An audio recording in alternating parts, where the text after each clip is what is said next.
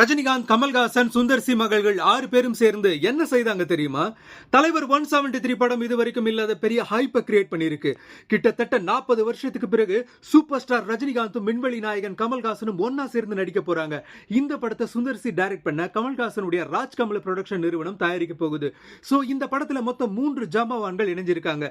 இதுல இன்னொரு ஸ்பெஷல் என்னன்னா, ரஜினிகாந்தனுடைய 2 மகள்களான ஐஸ்வர்யா மற்றும் சௌந்தர்யா, கமல்ஹாசனுடைய 2 மகள்களான ஸ்ருதிஹாசன் மற்றும் அக்ஷரா ஹாசன், சுந்தர் சியோட 2 மகள் அவந்திகா மற்றும் அனந்திகான்னு மொத்தமா 6 பேரும் படத்துல முக்கிய பங்கு வகிப்பாங்கன்னு தகவல்கள் உலா வருது.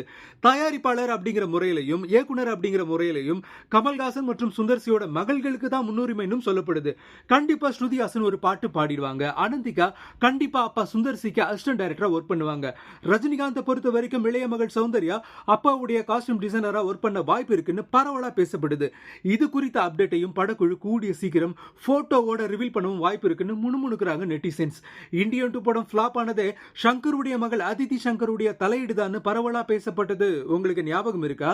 அப்படி எந்த அசம்பாவிதமும் தலைவர் 173 படத்துல நடக்காம இருந்தா சரிதான்னு ஒரு சிலர் கமெண்ட் பண்றதும் குறிப்பிடத்தக்கது.